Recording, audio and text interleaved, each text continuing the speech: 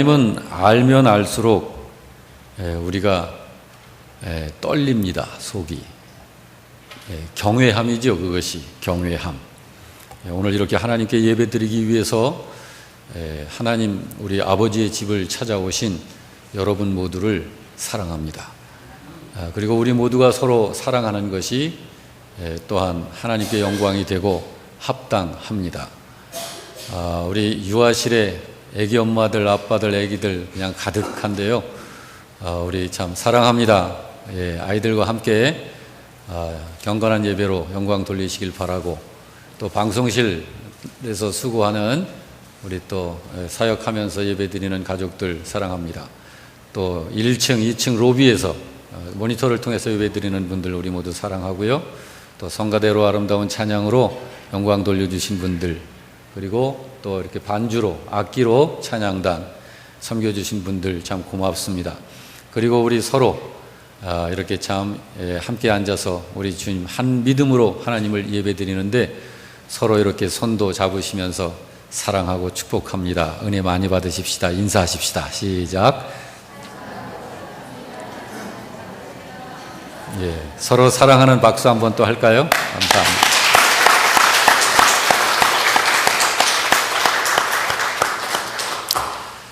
오늘은 성찬식을 거행할 것입니다. 말씀을 통해서 은혜 많이 받으시기를 바랍니다. 성찬은 예수님께서 명하신 것이죠. 주님의 대속적 죽음을 떡과 포도주로 기념하는 예식이 성찬식입니다. 또 이렇게 다른 말로 이렇게 할 수 있습니다. 이 성찬식은 구약의 유월절을 승화시킨 것으로 주의 만찬이라고도 그럽니다. 이것이 성찬식이에요. 우리가 오늘 성찬식을 거행하고자 하는데, 이 성찬에 참여하는 신자는 무엇보다도 성찬에 대한 또렷하고 분명한 이해를 가지고 참여하는 것이 합당합니다. 그래서 오늘의 말씀을 통해서 성찬에 대한 신령한 은혜를 다시 한번 확인하고 깨닫게 되는 복이 임하게 되시기를 바랍니다. 성찬을 이해하고자 할 때 먼저 유월절의 배경을 살펴보는 것이 순서가 될 것 같습니다. 하나님께서 애굽에서 당신의 백성들을 이끌고 나오시려 할 때에 애굽 왕 바로죠. 애굽 왕 바로와 그 백성들이 이스라엘 백성들을 내어놓지를 않으니까 하나님께서 그들에게 경고를 하시면서 재앙을 쏟아 부으십니다. 물론 하나님의 사람이요 선지자인 모세와 아론을 통해서 하나님께서 애굽 땅에 재앙을 쏟으신 것입니다. 하나님께서는 모세와 아론을 통하여 하나님의 심판을 마치 손으로 만지듯이 분명하게 볼 수 있고 알 수 있도록 하시기를 10차례나 반복을 하시면서 경고를 하시고 재앙을 쏟으셨지만 애굽은 완고한 고집과 강팍함으로 이스라엘 백성들을 끝내 내어놓질 않죠. 그것이 바로 그 상황입니다. 결국 하나님은 마지막으로 애굽의 모든 가정들의 장손, 장자들을 죽이시는 심판을 집행하십니다. 사람뿐만 아니라 모든 짐승들에게까지 처음 난 것은 모두 죽이시는 심판을 내리셨습니다. 하나님께서 애굽의 장자들을 모두 죽이신 이유는 세상을 상징하는 애굽의 그 장자를 심판하시는 것을 의미하는 것입니다. 곧 장자는 가문의 대를 잇는 것인데 그것을 주께서 심판하시는 것은 대를 끊는 것을 의미하는 것입니다. 이렇게 사람뿐만 아니라 애굽 땅의 모든 짐승들까지 처음 난 것은 다 죽이셨는데 왜 짐승들까지 처음 난 것을 다 죽이셨을까? 그 이유는 그 짐승들은 그들이 자기들의 종교에 바치는 제물로 애굽 사람들이 사용되기 때문입니다. 그래서 그들의 짐승들을 모두 죽이시는 것은 곧 그들의 종교, 곧 우상들을 심판하시는 것입니다. 하나님께서 애굽 땅의 그 심판을 집행하실 때 그냥 그곳을 심판만 하시는 것이 아니고 그 땅 안에서 곧 애굽의 왕과 백성들이 심판을 받는 그들의 땅 안에서 그 현장에서 이스라엘 백성들이 구원받을 수 있는 확실한 길을 제공하셨습니다. 그러니까 같은 땅에서 생명과 심판이 지금 동시에 집행이 되어지고 있는 것입니다. 하나님께서 그렇게 하셔서 그 같은 땅에서 하나님의 백성들에 대해서는 구원받을 수 있는 확실한 길을 제공하신 것은 흠없고 어린 양을 잡아서 흠없는 어린 양을 잡아서 그 피를 거하고 있는 그 집의 문인방과 문설주에 바르고 그 양의 살을 먹게 하신 것입니다. 바로 그것이 유월절 예식의 시작입니다. 출애굽기 12장 6절에서 13절 말씀에 기록된 말씀이 그 내용인데 그 내용을 요약을 하자면 이렇습니다. 그 전날 밤에 양을 잡고 그 피로 양을 먹을 집 문 좌우 설주와 인방에 바르라. 내가 그 밤에 애굽 땅을 칠 때에 내가 그 피를 보고 너희를 넘어가리라 라고 약속을 주신 바로 이것이 그 하나님께서 애굽을 심판하실 적에 당신의 백성들에게 살 길, 구원의 길을 하나님께서 주신 것입니다. 그때 하나님의 그 메시지를 듣고서 믿고 순종한 이스라엘 백성들은 하나님이 일러주신 대로 어린 양을 잡고 그 피를 집 문 좌우 설주와 인방에 발라 심판에서 보호를 받을 수 있었던 것입니다. 바로 이것이 믿음으로 얻게 되는 구원의 실제입니다. 그 당시에 비로소 그들은 이제 그래서 애굽 노예의 사슬에서 벗어나 새로운 땅을 향한 새 삶의 여정을 시작할 수가 있었던 것이죠. 이렇게 하나님의 그 섭리를 따라 광야로 들어오게 된 이스라엘은 그 후 40년간 광야의 생활을 하게 되죠. 오늘의 말씀의 이 배경은 그래서 시작된 그 길고 긴 40년 광야 생활을 마침내 이제 끝내고 드디어 요단강을 건너 하나님께서 약속하신 그 땅, 그 가나안 땅에 들어가게 된 것입니다. 가나안 땅은 하나님이 그들에게 지정하여 주신 땅이요 젖과 꿀이 흐르는 축복의 땅이기 때문에 그들의 마음은 굉장히 설레었을 것입니다. 그래서 설레는 마음으로 요단강을 건너 그 가나안 땅에 드디어 첫 발을 내디뎠는데 여리고성이 그들 앞을 가로막고 있는 거예요. 자, 이제부터 이스라엘은 그 여리고성을 점령함을 통해서 계속해서 앞으로 전진하면서 하나님이 허락하신 땅들을 자기들의 땅으로 확장하고 정복해 나가야 하는 것입니다. 그래서 그 가나안 땅에 첫 발을 내어 디뎠는데 그들 앞에 여리고성이 앞을 가로막고 있는 거예요. 자, 이제 싸워야 하는데 전쟁을 이제 피할 수 없고 전쟁을 해야만 합니다. 하나님이 지정하여 주신 그 땅에는 이스라엘이 들어가기 전에 벌써 이방 민족들이 그 땅에 아주 견고한 성들을 구축하고 정착해 있었기 때문입니다. 그래서 이제 요단강을 건너 그 땅에 첫 발을 내딛자마자 앞에 여리고성이라고 하는 견고한 성이 앞을 가로막고 있었던 것입니다.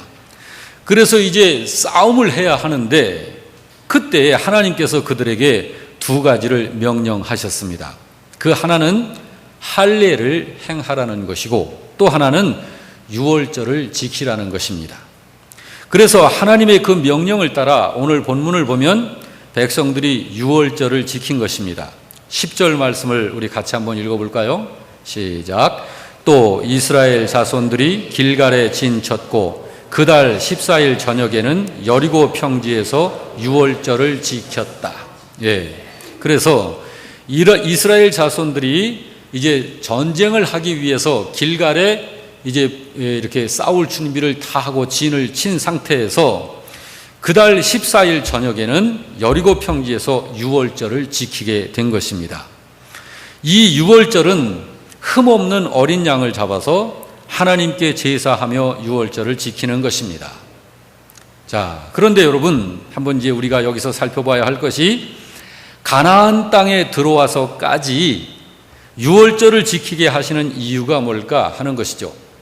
애굽에서 탈출을 할 때 애굽의 왕과 그 신하들과 그 나라 백성들이 이스라엘을 놔주질 않기 때문에 하나님께서 지속된 재앙과 경고와 심판을 내리셔도 참 놓아주질 않기 때문에 마지막 애굽의 장자들을 다 죽이는 이러한 심판을 집행하셔서 그곳에서 이끌어내는 바로 이 역사를 행하셨는데, 광야 40년 살이를 하는 동안에도 해마다 하나님은 이스라엘 백성들에게 이 유월절을 지키라 하셨습니다.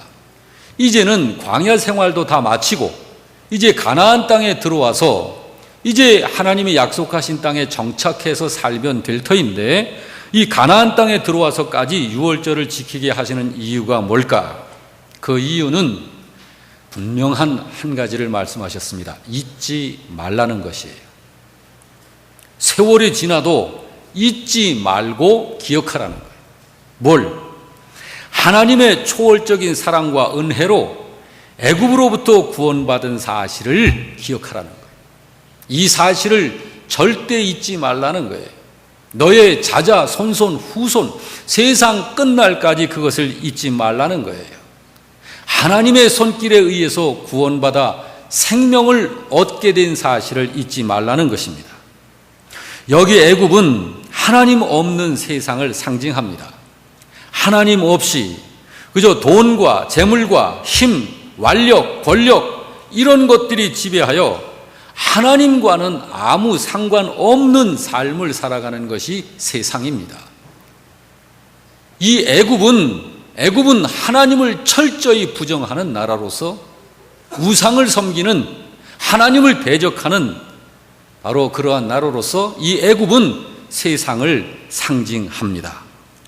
바로 거기서부터, 애굽에서부터 구원받게 된 이 사실, 애굽이 상징하는 세상, 끝까지 하나님을 인정하지 않는 그 세상 속에서 세상으로부터 구원받게 된 그 사실, 바로 거기서 그 생명 없는 삶을 하염없이 살 수밖에 없었던 우리를 거기서 구원해 내신 사실을 잊지 말고 영원히 기억하라는 것입니다. 그것이 유월절을 지키라 하신 가장 중요한 이유입니다. 왜 그러냐면 하나님 나라에 합당한 사람 됨이 하나님을 알고 그 하나님을 믿고 그 하나님을 따라서 하나님께 순종하며 하나님과 함께 사는 삶에만 참 생명이 있기 때문에 그렇습니다. 그래서 너희는 하나님의 은혜로 애굽에서 벗어난 사람이고 너희는 하나님의 은혜로 광야 40년을 견뎌낸 사람이라는 것과 너희는 하나님의 은혜로 여기 이 젖과 꿀이 흐르는 생명의 땅에 들어와 있는 것이야 라고 하는 것을 항상 알고 살라는 것이에요. 그것이 유월절을 지키라 하는 가장 중요한 이유입니다. 그때에 애굽 땅 모든 집안의 장자들을 심판하실 때에 이스라엘 백성들을 위해 희생된 어린 양이 있었죠. 그 어린 양이 무엇일까요? 바로 그 어린 양은 여러분과 저를 구원하시기 위해서 희생되신 예수 그리스도를 상징하는 것입니다. 그 예수 그리스도께서 저와 여러분과 저를 하나님의 심판으로부터 살려내시기 위해서 우리를 대신한 희생 제물이 되신 것이죠. 오늘 우리들이 성찬식을 거행하고자 하는데 여기 이제 잠시 후에 우리가 떡을 함께 나누고 포도주를 함께 나눌 것입니다. 이 떡과 이 포도주가 바로 그 예수 그리스도의 희생을 상징으로 표징하여 나타내는 것입니다. 이 떡은 예수님의 몸을 상징하는 것이고 이 포도주는 예수께서 흘리신 피를 상징하는 것입니다. 곧 예수님의 살과 이 피인 포도주는 여러분과 저를 위한 예수님의 대신 죽으심을 상징하는 것입니다. 그래서 우리가 이 떡을 먹고 이 잔을 마시면서 우리를 위해서 희생당하신 주님을 기념하는 것입니다. 오늘 예수님은 그 유월절을 제자들과 함께 지키시면서 이렇게 말씀을 하셨죠. 고린도전서 11장 23절 25절에 말씀이 되어져 있는 내용인데, 이 떡을 먹고 이 잔을 마실 때마다 나를 기념하라. 예수님은 주님을 기념하라고 말씀하셨습니다. 기념하라 하신 그 이유, 자, 이제 유월절을 지키라 하신 그 이유와 연관해서 이 성찬식을 행함으로 예수님을 기념하라 하신 그 이유가 무엇인지를 우리들이 알 수 있기를 바랍니다. 첫째는 그것이 믿는 자를 구원하시는 하나님의 유일하신 길이기 때문에 잊지 말고 행하라는 거예요. 지속적으로. 둘째는 그렇게 함으로 신령한 하나님의 은혜가 믿음으로 성찬에 참여하는 자에게 임하는 것이기 때문에 하라는 것이에요. 여러분, 우리가 이제 이 성찬을 집례할 텐데, 이 성찬을 집례할 때 믿음으로 참여하는 자들에게는 참 하나님께서 그 신령한 은혜를 적용시켜 부으시는 거예요. 그런 은혜가 있기 때문입니다. 자, 여러분, 자, 그러면 지금 우리들은 이 성찬을 행하면서 무엇을 생각해야 하는가? 마찬가지입니다. 저와 여러분 역시 예수님께서 흘리신 피를 통해서 구원받은 사실을 잊지 말아야 됩니다. 이 주님의 피를 통해서, 주님의 죽으심을 통해서 구원받은 이 사실을 늘 기억하면서 주님께 감사하는 것입니다. 그리고 예수님께서 우리를 위해서 당신의 몸을 찢으셨다는 사실을 기억하는 거예요. 그래서 지금 우리가 여기까지 와 있는 것이 하나님의 은혜라는 사실을 기억하라는 것입니다.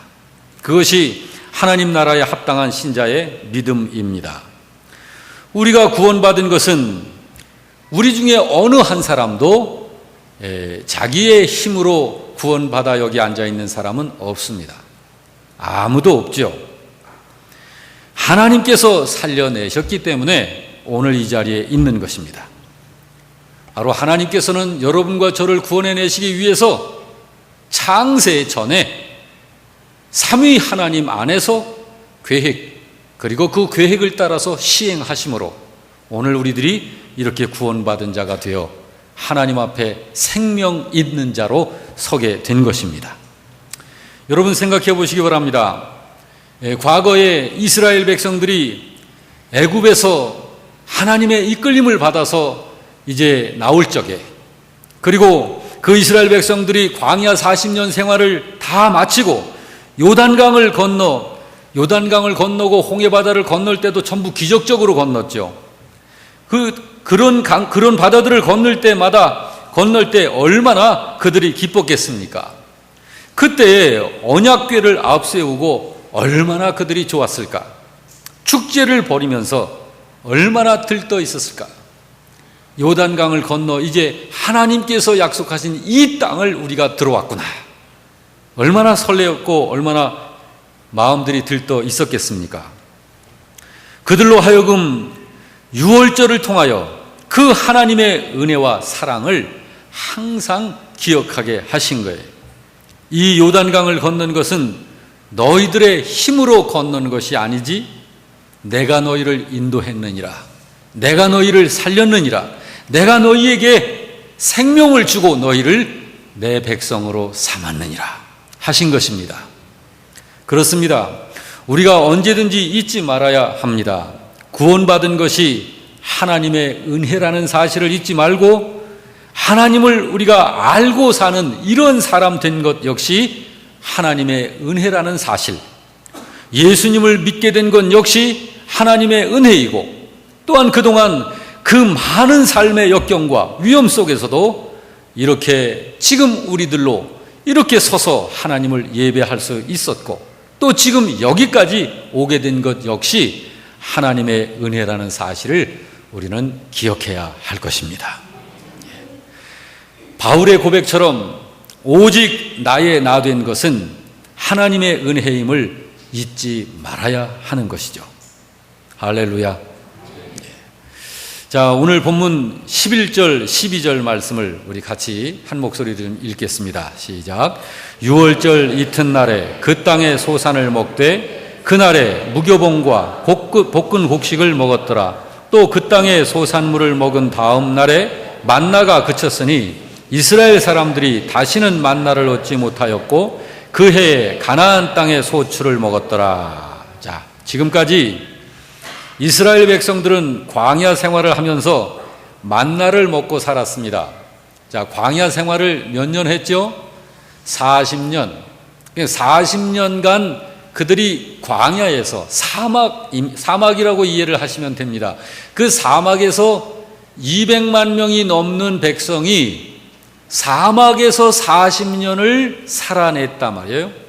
뭘 먹고 살았을까? 만나를 먹었습니다. 이 만나는 이스라엘 백성들이 40년 동안 먹은 만나 중에 단 한 끼니도 그들이 농사지어서 수확한 양식으로 먹은 게 아니에요. 40년을 하루도 빠짐없이 하나님은 만나를 위로부터 내려주신 것입니다. 신기한 양식이죠. 초자연적으로 내려주시는 놀라운 양식이었습니다. 그런데 그 이스라엘이 가나안 땅에 들어와서 첫 해에 농사해서 곡식을 거두어 드리고 유월절을 지킨 그 다음 날부터는 하나님께서 그동안 40년을 내려주신 만나가 딱 끝인 거예요. 그 이후로부터 지금까지 그 만나는 없습니다. 여러분, 하나님께서 그 만나를 좀 한 달에 한 번씩은 좀 내려주셔서 그때 만나가 이거였구나 라고 하면서 좀 가끔 내려주시면 참 좋겠죠. 초월적으로. 그런데 그때 하나님께서 그것을 딱 그치신 거예요. 왜 그것을 끊으셨을까요? 그 이유가 있습니다. 자, 이제부터는 이라는 거예요. 이제부터는 너희들이 내가 약속한 땅에 들어왔으니 진정한 삶을 누리면서 살아보라는 거예요. 이제부터는 믿음으로 사는 삶을 만들어서 살라는 거예요. 이제는 하나님의 말씀으로 깨우쳐 주시고 알려주셔서 구원받은 사람들이 어떻게 세상을 살아야 될지를 말씀을 통하여 알려주시니까 이제부터는 성도로서 영적인 수고를 하면서 이 세상을 살아내라는 거예요. 만나는 비상조치였던 것입니다. 이제부터는 하나님께서 비상조치로 내려주셨던 그 만나를 너희들이 의존하지 말고 이 가나안 땅에 들어왔으니 직접 수고하고 땀을 흘려 먹을 양식을 거두라는 거예요. 지금까지 광야 40년을 살면서 하나님의 주권과 하나님의 능력을 깨달아 알지 않았느냐? 이제부터는 그 살아계신 하나님이 어떤 분이신지를 알았으니 너의 인생의 삶에서 하나님의 뜻을 따르고 사는 삶을 이제는 너의 의지로 하나님께서 이제 애굽의 모든 것들을 제거하셨잖아요. 이 가나안 땅에 이 이스라엘 백성들을 속박할 다른 아무 것이 없습니다. 이제는 이스라엘 백성들의 의지로 무엇이든지 할 수 있습니다. 하나님만을 섬길 수도 있고 자기들의 의지로 하나님을 거역하고 세상을 짝하고 살 수도 있습니다. 이제는 마음은 원이로되 애굽 땅의 삶으로 애굽 사람들의 강력한 권력 때문에 하나님을 마음껏 섬길 수 없어요 하는 이런 핑계를 댈 수 없는 이런 가나안 땅에 들어와 있단 말입니다. 그러므로 하나님께서 이제부터는 너희의 의지로 하나님의 말씀이 내가 너희들에게 말씀을 주지 않느냐? 이 말씀을 따라 사는 믿음의 삶을 각자의 생애대로 살아내 보라는 거예요.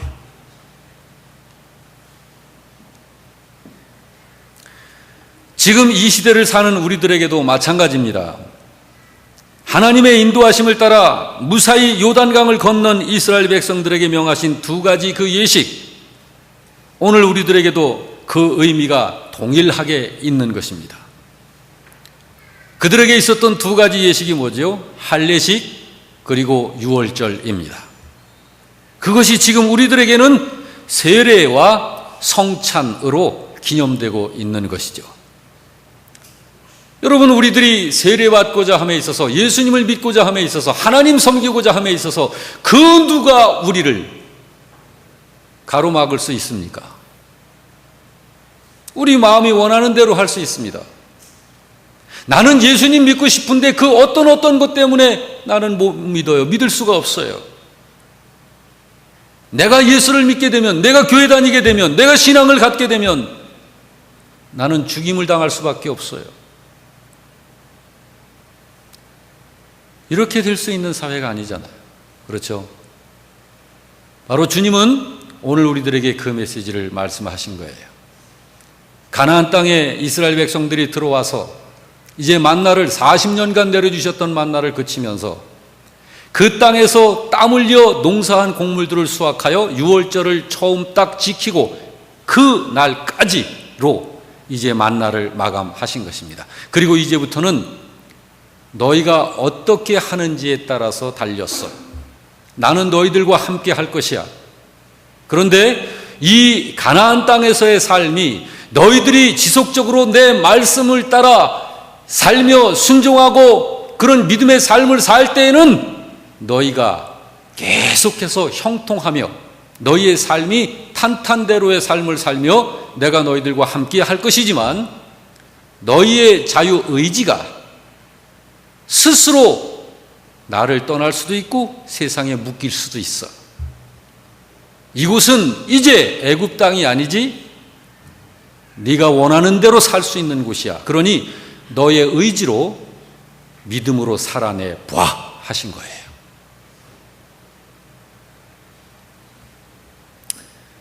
이 예식을 통하여 우리는 항상 하나님께 대한 은혜를 알고 감사하는 것이고 하나님의 자녀로서 삶에서 최선을 다하는 것이 우리의 마땅한 도리임을 우리는 확인해야 하는 것입니다. 예. 목사인 저를 이제 적용을 하자면 그렇습니다. 제가 목숨 걸고 이 목회 사역을 감당하는 목사로서 살 수도 있고 게으름뱅이 목사로 목회를 하면서 적당하게 살 수도 있습니다. 그거는 제가 하고 싶은 대로 할 수 있어요. 그러나 하나님께서는 저를 보시는 거죠.